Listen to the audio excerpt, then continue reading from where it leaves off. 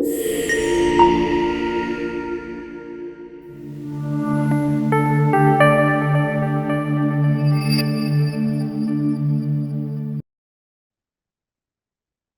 días a todos. Vamos a dar inicio a este webinar.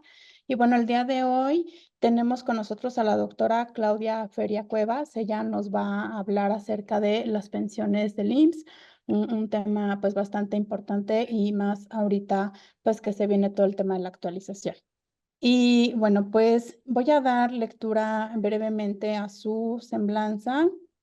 La doctora Claudia Feria es actuaria por la UNAM, tiene diversos diplomados y maestrías, incluyendo un doctorado en administración con mención honorífica en la Universidad Intercontinental. En el ámbito profesional, bueno, pues tiene más de 30 años de experiencia orientada a diseñar y calcular el pasivo laboral en planes de beneficios para empleados, realizando las evaluaciones actuariales para cumplir con normas contables locales, internacionales, así como evaluaciones actuariales para efectos de financiamiento. De la misma forma, se ha especializado en la consultoría, diseño y asesoría fiscal y legal en planes de pensiones por jubilación. Actualmente es directora de consultoría actuarial en Know Consulting, firma especializada en beneficios para empleados. Cuenta con el nombramiento de actuario certificado en pasivos laborales contingentes emitido por el Colegio Nacional de Actuarios, así como la autorización por parte de la CONSAR para dictaminar planes de pensiones autorizados y registrados. Participa en el Consejo de Normas de Información Financiera en lo relativo a la norma de información financiera de 3 beneficios para empleados y es miembro del Comité de Certificación del CONAC. Actualmente es presidenta de la Asociación Mexicana de Actuarios Consultores AC y ha formado parte de los consejos directivos 2016-2018 y 2018-2020 de esta misma asociación. Pues bienvenida, doctora Claudia.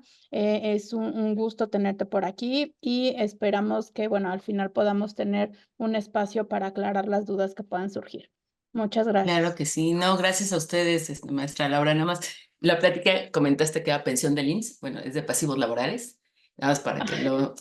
Sí, ahorita como traíamos Una lo de la disculpa, circular, pasivos no pasa laborales. nada, es de Así pasivos es. laborales, pero bueno, obviamente agradezco muchísimo la oportunidad para AMDA para poder hacer esta plática que realmente la intención es pues comunicar lo referente a la contabilización, digamos, de los pasivos laborales, y en este caso es la norma, la NIF de 3, la que aplica. Entonces, voy a compartir, pero bueno, agradezco a Laura y al Instituto AMDA por esta oportunidad. Las preguntas les iba a comentar, las dejamos al final, si las quieren ir anotando para que me dé tiempo de acabar toda la plática, y al final con gusto contesto todo lo que haya surgido.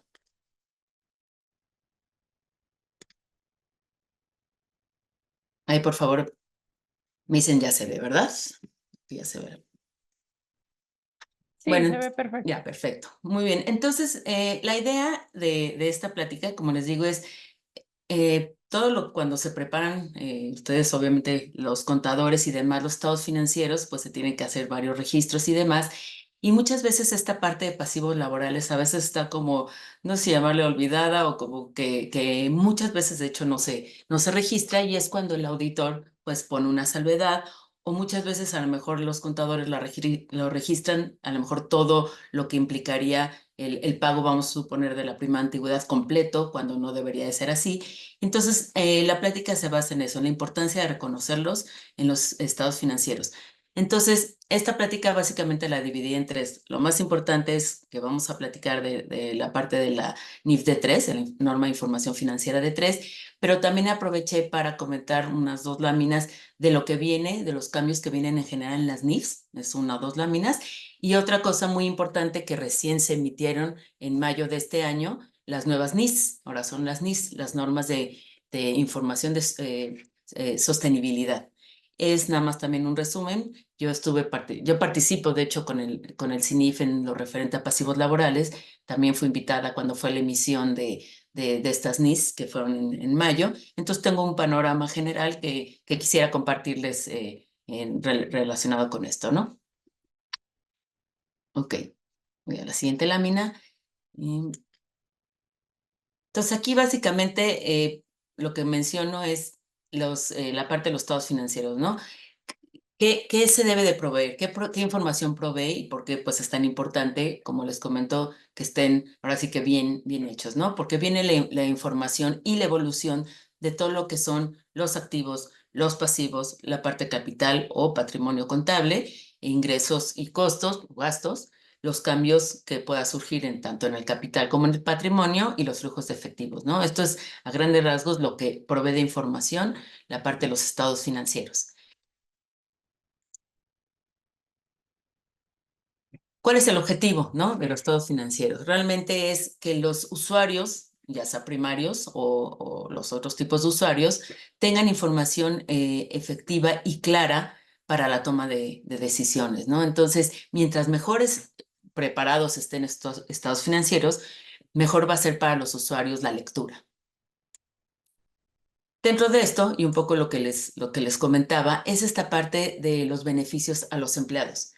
¿Cuáles son los beneficios a los empleados que en este caso la norma NIF de 3 debe de contabilizar? Esta parte son todos aquellos pagos que realiza la entidad cuando el empleado deja la empresa. Y si bien pueden estar establecidos en la Ley Federal del Trabajo, que en este caso puede ser la prima antigüedad, está muy clara establecida de cuándo se paga, y se paga cuando el empleado se va de la empresa por diferentes causas, o cuando se despide a un empleado, pues también hay un pago de por medio.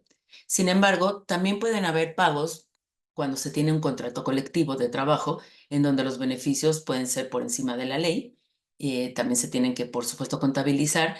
Otros que son como los planes de pensiones por jubilación, en donde la empresa otorga este beneficio a los empleados y tiene que estar también contabilizado. Entonces, son este tipo de pagos los que la norma aborda. Vamos a revisar ahorita más adelante a detalle estos pagos. Y entonces la norma que se encarga de esto, pues es la NIF de 3, ¿no? La NIF de 3 son los beneficios a los empleados. Su símil, digamos, en lo que sería la norma internacional es el IAS 19, que es la NIC 19. Y en el caso de US GAAP, pues es que son los ASC, es el 715. En este caso nos vamos a enfocar en la NIF de 3. Sin embargo, si alguno de ustedes contabiliza con alguna de las otras, realmente la importancia de reconocerlas es la misma, ¿no? Entonces, aquí como vamos a hablar un poco esta importancia de reconocerlas y cómo pues más o menos se manejan y cuáles son las características, es lo que vamos a ver, ¿no? Entonces, el objetivo de esta NIF, como les decía, es establecer lo que son las normas de evaluación, presentación y revelación, tanto inicial como posterior, de los beneficios que la entidad otorga a sus empleados. Ya vimos que pueden ser legales, extralegales, e inclusive pueden ser aquellos beneficios que surgen como de la práctica. Puede ser que no estén en algún tipo de contrato colectivo ni en algún procedimiento, pero si existe una práctica de pago, la norma específicamente dice que se tienen que reconocer y revelar y cuantificar. Entonces, esta NIF aplica, por supuesto, a todas las entidades que emitan estados financieros en los términos del capítulo 30 de las NIFs, en específico de la NIF A1, y que devenguen obligaciones en su calidad de patrones. ¿Qué beneficios están contemplando esta norma? Esta norma contempla 4 beneficios. Le llaman los de directos a corto plazo, largo plazo, beneficios por terminación y beneficios postempleo. Vamos a ver de estos beneficios cuáles son los que sí requieren que haya una evaluación actuarial de por medio, que es lo que establece la norma, y cuáles no. Entonces, los beneficios directos a corto plazo son todos aquellos que se pagan durante el ejercicio o a más tardar los siguientes 12 meses al cierre del ejercicio. Y estos pues son todo lo que se paga como sueldos, salarios, aportaciones al IMSS, prima vacacional, PTU, vales de despensa, entre otros, ¿no? Estos beneficios pues se contabilizan, no requieren evaluación actuarial alguna. Los otros que son ahora los beneficios directos a largo plazo son todos aquellos que se pagan después de los 12 meses posteriores al cierre del ejercicio. Estos sí requieren variación actuarial. Es poco común, la verdad, que se realice. Es poco común que muchas veces se tenga presente y es poco común que el auditor las pida. pero en estricto sentido se deben de registrar. Y todas son aquellas de ausencias compensadas, como años sabáticos, vacaciones especiales que se pueden dar en el largo plazo, bonos o incentivos que se dé por antigüedad, subsidios por invalidez y demás. Todo esto son largo plazo. Por ejemplo, es muy común los bonos que se dan de antigüedad. Cuando ciertas personas cumplen ciertos años de antigüedad, se les da un mes de sueldo, 2 meses de sueldo, según va aumentando, y esas no se contabilizan, cuando sí deberían de. Entonces, estas son, como les decía, poco requeridas, pero sí, en cierto sentido, se deberían de registrar. Tenemos lo que esta norma le llaman beneficios por terminación. Es diferente a cómo se etiqueta, por ejemplo, en la IFRS. Estas son remuneraciones no acumulativas que se otorgan y pagan al empleado al término de la relación laboral, pero de que no exista una condición preexistente de pago. Esa parte de la preexistencia es muy importante. En la parte de beneficios postempleo vamos a ver bien que, por ejemplo, los despidos, los que son los 3 meses más 20 días cuando alguien se paga, sí hay una condición de preexistencia. ¿Y cuál es la preexistencia? De que cuando se han despedido a los empleados, se les paga, ¿no? No es nada más que lo requiera por ley, sino que existe una condición de preexistencia. Cuando se emitió la NIF en su momento, cuando salió esta última NIF 2016, que fue cuando se emitió como está en su estructura, había esta controversia si se hacía como es la norma internacional, que no contabiliza la parte de los despidos por ser una decisión de la empresa cuando se lleva a cabo el evento. Sin embargo, dado como está la legislación en México de los despidos, sí se decidió que se iba a meter como un beneficio a evaluar, de tal manera que la parte de los beneficios por terminación son simplemente pagos únicos extraordinarios al término de la relación laboral que no requieren entonces evaluación actuarial por no tener condiciones preexistentes y que no se vayan a seguir dando en el futuro. Si se van a seguir dando en el futuro y se convierte lo que le llaman la norma en una obligación constructiva, sí debe tener evaluación y en ese momento se etiqueta como beneficios postempleo. Los beneficios postempleo son acuerdos ya sea formales o informales que la entidad se compromete a pagar tras el término de la relación laboral.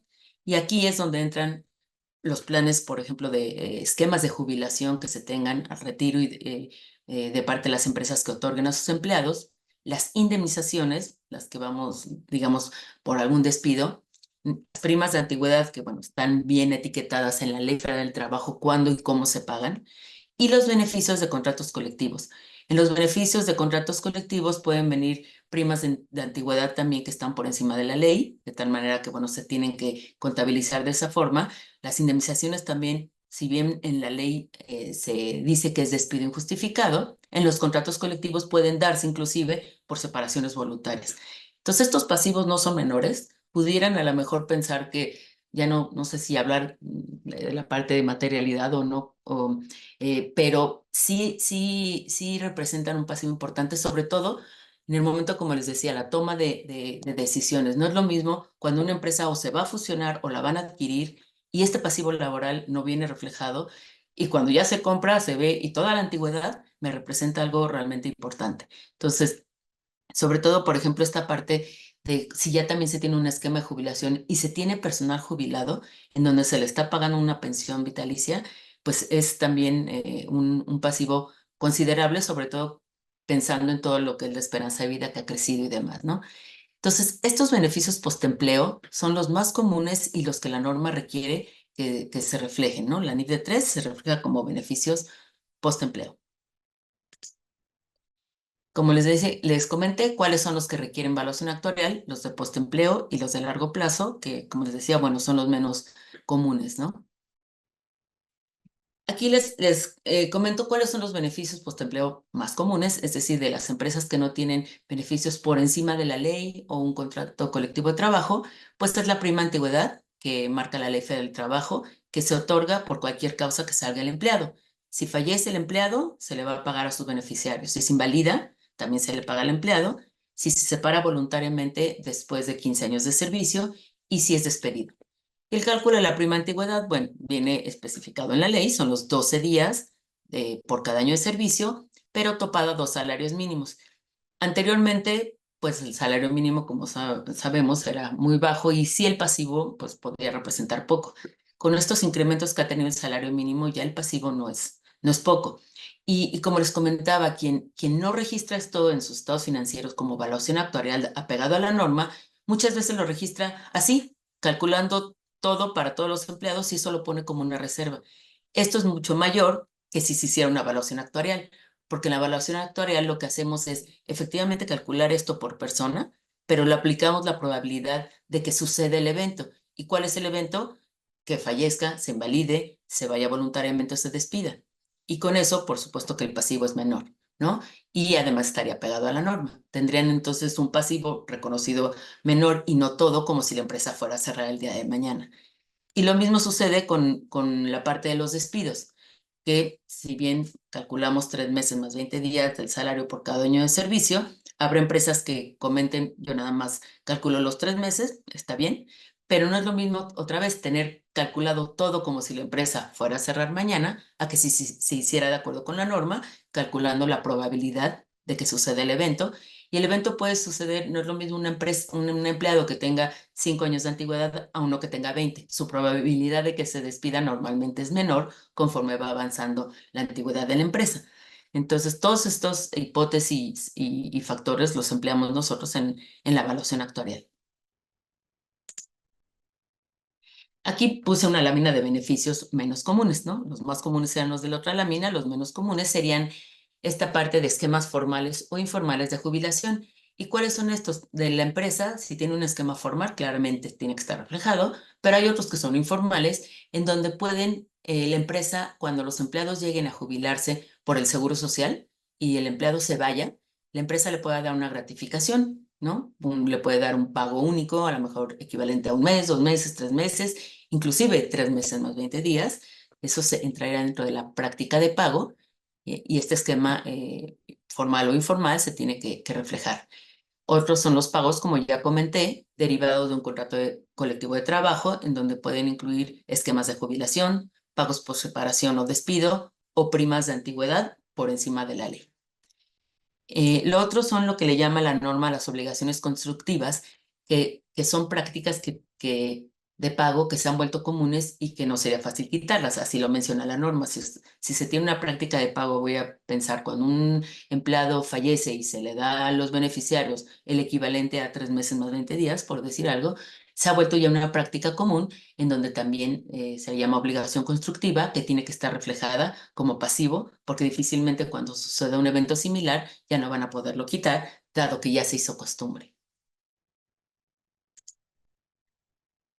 Entonces, aquí a grandes rasgos, el proceso de la evaluación actuarial que seguimos cuando hacemos la evaluación es solicitar básicamente lo que necesitamos para efecto de la evaluación actuarial, es la base de datos de los empleados, es prácticamente lo que sería la nómina, porque como los beneficios van en función del salario y de la antigüedad, necesitamos la información de ingreso, cuándo ingresó, qué sueldo tiene, su fecha de nacimiento y demás, ¿no? Todo esto obviamente es todos los años porque cada año, haciendo un corte, la base de datos va cambiando, ¿no? Hay bajas, hay altas, entonces en el corte que se hace cuando se solicita la información es cuando se actualizan.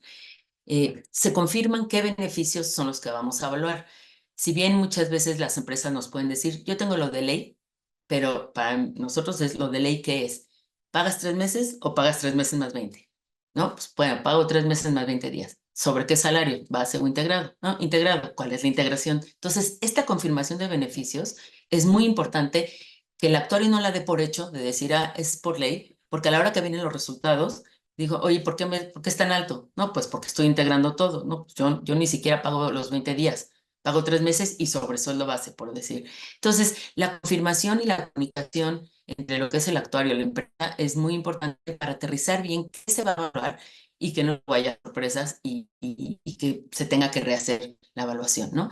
Esta base de datos también que les comentaba que solicitamos, es muy importante que esté, voy a llamarle el más limpio, es decir, que esté bien actualizada, que esté con la información real, que es la del empleado, en este caso, fecha de ingreso, ¿no? Que va a tener alguna antigüedad reconocida, muchas veces eso sucede, esto va a impactar, sería lo que el beneficio que le corresponde.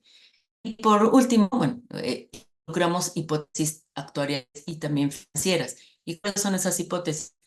Como vimos en láminas anteriores, necesitamos nosotros estimar la probabilidad de que la persona fallezca, se invalide o se despida, o sea, voluntariamente. Esas hipótesis las manejamos y las tenemos que adecuar dependiendo el giro, en este caso de la empresa. No es lo mismo una empresa minera, donde suceden diferentes cosas, a una empresa totalmente administrativa.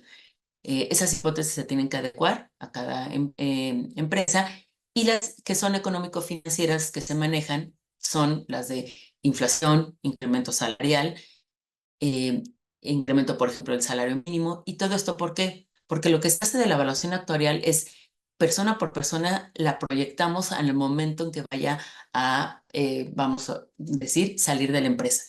Como todo esto es a largo plazo, es decir, hacemos la estimación hasta que la empresa, voy a llamar así, la población se extinga, necesitamos manejar hipótesis de esa forma, de largo plazo. No podemos llevar nada más la inflación o el incremento salarial que se tuvo este año o el año pasado, sino manejar este horizonte de largo plazo en donde la estimación se va a ir ajustando cada año que se haga la evaluación, porque eso es muy importante, que la evaluación se haga cada año para reflejar las entradas, las salidas, los incrementos de salario y demás del personal. Y de esa forma, el horizonte que tenemos que manejar es de largo plazo. Si manejamos hipótesis de corto plazo, las inflaciones que estuvieron años pasados del 7 y 8, lo único que va a hacer es que el pasivo, como le llaman el electrocardiograma, suba y baje, y esa no es la idea. El pasivo tiene que ser de forma consistente y comparable, y de esa forma, considerando que todo esto y los eventos van a darse a largo plazo, las hipótesis tienen que manejarse de la misma forma en ese aspecto. De lo contrario, la lectura del reporte de los estados financieros no sería, digamos, real. Vamos a estimar, por ejemplo, cuando surgieron las inflaciones de los 8, que se iba a mantener así los 8 por todos los años. Entonces, esta parte de las hipótesis también es muy importante que el actuario las platique y las vea con la empresa. Muchas veces la empresa lo que quiere es involucrar al auditor, que es el que va a revisar. Está bien si lo quiere involucrar en un inicio para que no haya, como les digo, luego sorpresas. Con toda esta información que tenemos, ya nosotros nos ponemos a hacer la evaluación actuarial y, bueno, emitir los resultados, ¿no? ¿Qué surgen de esos resultados?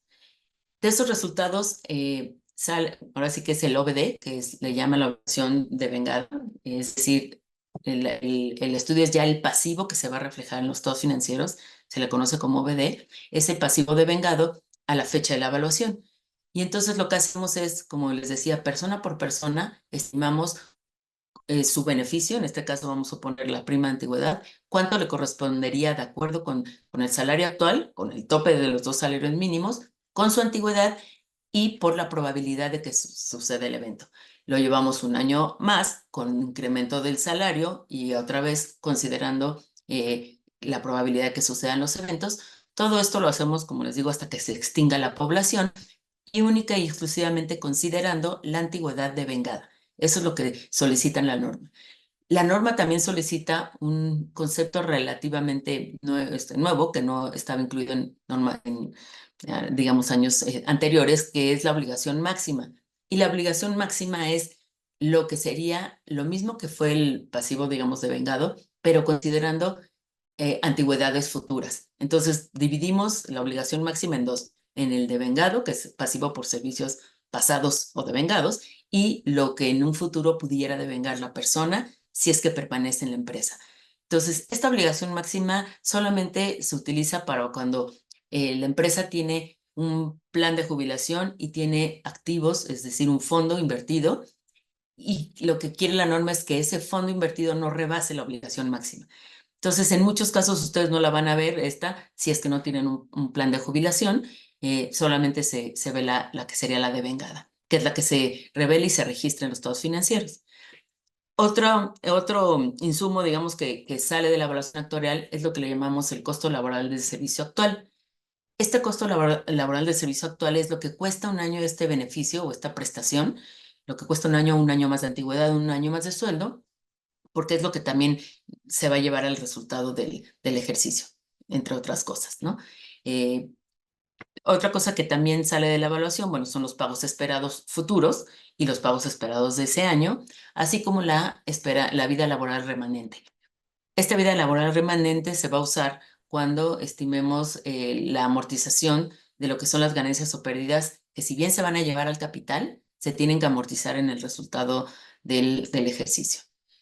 Entonces, como les decía, la valoración actuarial lo que va a determinar va a ser el pasivo neto, que el pasivo neto es el OBD menos los activos del plan. En este caso, si no hay, como les digo, un plan de jubilación, pues normalmente el pasivo activo neto es prácticamente el OBD.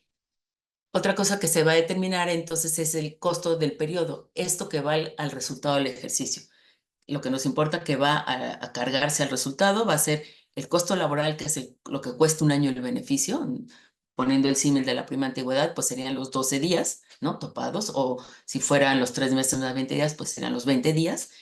Y además también se añade lo que sería el costo financiero. El costo financiero es, como no está financiado en un fondo, el OBD es lo que me cuesta por un año, es el OBD por la tasa de interés. Ese es el costo financiero. Entonces, lo que va a ir al resultado prácticamente va a ser el costo laboral, el costo financiero, así como la amortización de las remediaciones que surjan de cada año hacer el comparativo entre el OBD que yo esperaba real contra el estimado. Esa variación me puede dar una ganancia o una pérdida y de acuerdo con la norma se va a amortizar en los resultados de ejercicios siguientes con base en la esperanza de vida laboral. Entonces, esos tres conceptos son los que van al resultado. Hay otros conceptos que también van, pero ya son cuando se hace la conciliación entre un año y otro, cómo se comportaron el personal. Si hay una baja importante de personal, se tiene que hacer un efecto de reducción o extinción, según sea el caso, y ese efecto es el que va a ir contra el resultado. Entonces, esto es un poco a grandes rasgos lo que va al resultado y lo que va al capital son las remediaciones que van a ir surgiendo cada año, dependiendo de cómo se comporten sobre todo las hipótesis. Entonces, aquí van a decir ustedes, bueno, ¿cuál es la ventaja de que él la tenga? Ya hablamos un poco de tener ese conocimiento de cuánto es realmente el pasivo, de que no tengan registrado todo el monto como si la empresa fuera a cerrar, ¿no? Entonces, es conocer esto, el pasivo y el costo de las obligaciones laborales que tiene la empresa ante los empleados. Contar con estados financieros realistas para la toma de decisiones. Si no se tiene este pasivo, pues la toma de decisiones no necesariamente es realista, ¿no? Cuando se tienen a veces negociaciones con sindicato, demás que dicen los sindicatos, no, pues nada más súbele un día a la vacación, por decir. Si la prima vacacional va incluida entre la integración del salario, por ejemplo, para hacer un despido, si a la integración de los 3 meses más 20 días le están incluyendo prima vacacional, pues subir un día no nada más se sube en lo que pagan, es sube lo que van a pagar si lo van a expedir a alguien. Entonces, tener ese conocimiento y saber que el impacto también va ahí es también muy importante. Sucede mucho que ahora cuando han estado incrementando el salario mínimo, cuando yo escuchaba a la persona de la CONASAMI, que es la Comisión de Salarios Mínimos, decir que el impacto iba a ser poco porque pocos empleados ganaban un salario mínimo, no ubicaba esta parte en pasivo laboral. Por supuesto que se incrementaba 20% el salario mínimo, casi incrementaba al 20% el pasivo laboral, porque va en función del salario. Entonces, por supuesto que tenía impacto, pero no se ve, pues porque si no se registra o no se tiene conciencia de que esta parte del pago incluye ciertas cuestiones para tomar en cuenta a la hora de hacer el cálculo, pues no se tiene presente. Y lo mismo esto, si como les digo, cuando van a hacer un análisis de subir el aguinaldo, pues no nada más es cuánto impacta en el pago del aguinaldo, sino se impacta en lo que integran para las otras prestaciones, como es el caso, en este caso, la parte de los despidos, ¿no? Entonces, esa es una de las cosas también muy importantes a tomar en cuenta y por ende, bueno, pues diseñar estrategias de financiamiento de las obligaciones laborales, buscando que sean esquemas de largo plazo y cuantificar los impactos de las reformas, ¿no? Como el incremento cuando fue lo del número de vacaciones, y el aguinaldo tuvo un impacto en el pasivo de aquellas empresas que sí revelaban, entonces sí sabían cómo iba a venir este impacto, no solo, como les digo, en el pago que se hace, sino en esta parte, ¿no?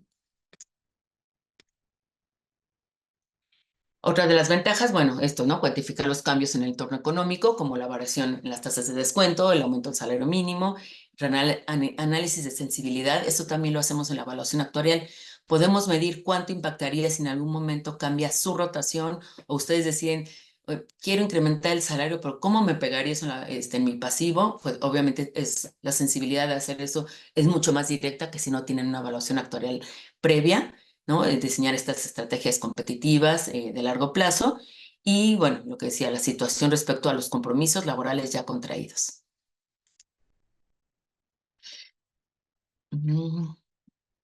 Antes de la NIF, ok. Déjenme ver nada más una cosa porque... Ah, exacto. Bueno, aquí si quieren tengan sus dudas para todo lo que respecto en específico de la NIF de 3.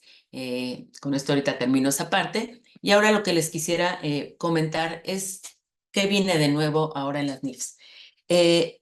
Como les digo, yo estoy muy cerca del CINIF cuando llevan a cabo proyectos, afortunadamente me invitan. Y bueno, en el año 2023 se llevó a cabo un proyecto denominado Revelaciones Revisadas. Realmente aquí lo que ellos querían a nivel general era que las empresas, voy a llamarle pymes, o las que no reportan, las que no son públicas, es decir, las que no cotizan en la bolsa, no tuvieran tantas cuestiones que revelar como las de interés público. Entonces hicieron todo un proyecto, redujeron, aumentaron en algunos lados, pero básicamente redujeron.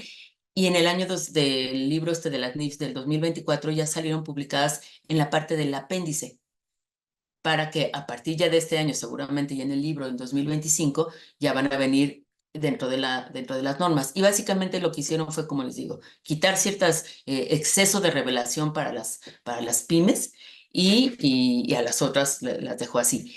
En las normas en general, lo que como hacía referencia era, en este caso, por ejemplo, la que tengo presente, la NIF de 3, a lo largo de la norma decía, para empresas públicas hay que revelar esto. Entonces, así decía, para empresas públicas revelar esto. Quitaron todo eso y lo dejaron básicamente en secciones. Ahorita vamos a ver cuáles son las secciones, pero esto va a entrar a partir ya del 1 de enero del 2025, ya es, digamos, obligatorio, ya van a estar incluidas en las normas. Como les digo, en la del 2024 quedó solo en los apéndices. Ustedes pueden ver en los apéndices los cambios que se hicieron, por si quieren ver, para ver qué fue lo que cambió en cada norma. Y entonces lo que básicamente hicieron fue separarlos. Ahora lo que va a venir ya no va a decir para empresas públicas se requiere que, sino lo dejaron en secciones. En la sección 60, y que es la subsección del 61 al 65, va a ser la revelación para todas las empresas públicas o no públicas. Y ahora sí que en la subsección de la 66 a la 69 van a ser requerimientos únicamente para las entidades públicas. Entonces, de esta forma, lo que quiso el CINIF es hacerlo como que más sencillo, decir qué me aplica a mí y qué no. Eso no limita a que si una empresa que no es pública quiera adoptar esta subsección, por supuesto que es más que bienvenido, ¿no? Pero bueno, esto es lo que se hizo en el 2023, en el 2024 quedó como apéndice, para el 2025 ya entra en vigor esta cuestión de las secciones y subsecciones. Otra cosa que también se hizo, bueno, como les digo, quedó en un apéndice, a partir del 2024 había muchas secciones que eran guías, la guía de cómo aplicar una cosa que estaban en los apéndices, por ejemplo, la que me sé es la de la NIF de 3. La NIF de 3 tenía el apéndice A, B, C. El A como es normativo, ese sí se quedó, pero las otras que eran guías y ejemplos, los quitaron y solamente los dejaron, ahora sí que en su página como para socios, para consulta. No quiere decir que no lo apliquen, pero como no eran normativos, fue decisión de ellos quitarlos. Y de cualquier manera, en dado caso, los pudieran ver en los libros anteriores donde todavía estaban. Básicamente esas guías como tal no cambiaron, simplemente se quitaron de la parte de todo lo que es el libro de las NIFs. Y bueno, otra cosa que quise poner aquí como novedad, que seguramente pues igual sí lo han estado escuchando, porque son las nuevas normas de información de sostenibilidad. El CINIF sigue mucho lo que hace, por supuesto, el IASB. El IASB, de hecho, es toda esta alineación que hizo desde hace muchos años de las normas, que cambió de boletín a normas, ha sido mucho para converger a lo que es la norma internacional. Y bueno, en lo que es el IASB, que ahora se creó el ISSB, ellos sí crean un nuevo organismo para todo lo que va a venir de normas de sustentabilidad. Y el CINIF no creó un nuevo organismo, simplemente sí cambió su nombre, o sea, aunque sí se siguen sus siglas llamando CINIF. Ya metieron por ahí la palabra que también es de información financiera y de sostenibilidad. ese es el cambio de nombre que tienen, y empezaron con promulgar algunas normas, al igual que hizo lo que es el IFRS, de pronunciarse con dos normas, un marco normativo y una nueva norma que va a ser la B1. Entonces, en este caso, el CINIF, que en mayo promulgó lo que son las normas de información de sostenibilidad, promulgó la NIS A1, que es el marco conceptual de las normas, y en esta básicamente pues se establecen todos los principios de cómo se va a tener que preparar la información y la conexión que van a tener que hacer con lo que ahora son las NIFs, ¿no? Como hoy son los estados financieros. Entonces, básicamente es el marco conceptual. Y lo que es la NIS B1 son los indicadores básicos de sostenibilidad. ¿Esto qué es? Realmente lo hizo mucho la NIF para ayudar a las empresas, sobre todo, voy a llamarle las pymes, a poder desarrollar esto poco a poco. Son ya obligatorias a partir del 1 de enero del 2025 para todos aquellos que revelen bajo NIF. Ya van a ser obligatorio esto. Para las públicas, como las públicas se rigen, que tienen que revelar bajo IFRS, lo que sacó la IFRS todavía no se ha pronunciado, digamos, la Comisión Nacional Bancaria y de Valores, que fueron los que en su momento dijeron que tenían que apegarse todas las públicas a las IFRS. Como todavía no se han pronunciado así, tienen que hacer lo mismo, seguramente lo van a hacer. Hoy por hoy son opcionales para ellos esa parte de la IFRS de sustentabilidad, pero para la parte de la NIF ya va a ser obligatorio. Y realmente voy a llamarle todavía muy sencillo, porque lo que nos marca esta NIP1 son todas aquellas métricas, son 30, aquí están, son 30 métricas, 16 ambiental, 6 social y 6 de gobernanza.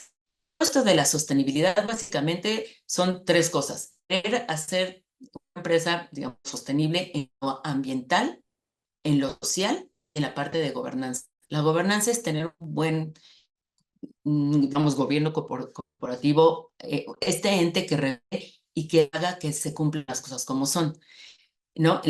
Entonces, si ustedes ven, digamos, estos indicadores que sacaron, prácticamente son, pues sí, sí o no. Unos son sí cuantitativos, otros cualitativos, es cosa que se revisen, pero por lo pronto es simplemente una guía de lo que viene.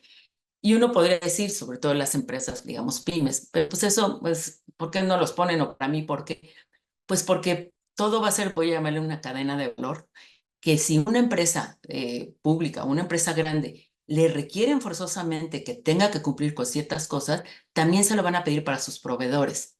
Y es por eso que el CINIF se adelantó a decir, tengan esto, véanlo visualizando, al menos como un checklist, porque si en su momento se requiere, ustedes van a decir, sí, esto tengo, porque puede llegar a suceder que una empresa grande no pueda contratar los servicios de una pequeña, una pyme, voy a llamar, si no tiene esta cuestión revelada, porque se le va a agregar riesgos a ellos, ¿no? Entonces, básicamente, no nada más esto es ambiental, mucho, porque alguien puede decir, no tengo un despacho, ¿qué eso que tiene que dar ambiental?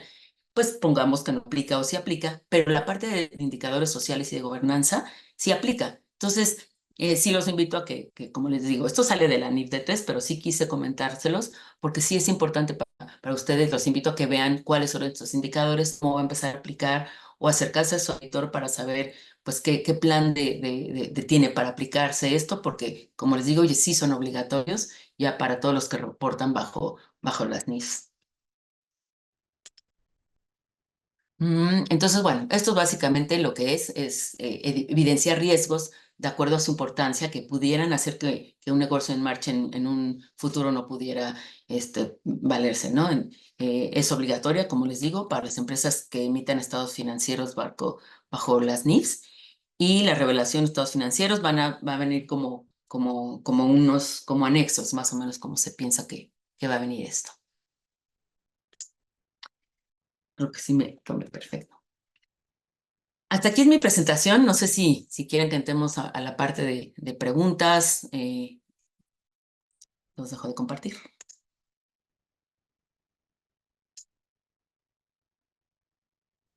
No sé cómo quieren que hagamos lo de las preguntas, o si van a hacer aquí hay una Muchas pregunta. gracias, Claudia. Sí, A ver, déjame revisar si en el chat tenemos una pregunta de Guillermo Mendoza. Dice, buenos días, doctora. ¿Una asociación civil está obligada a realizar este estudio? Sí, si están haciendo su contabilidad bajo lo que es las NIFs, apegadas a las NIFs, sí, sí es obligatorio. Si no lo están haciendo de esa forma, por supuesto que es deseable porque al fin y al cabo tienen sus estados financieros, los manejan.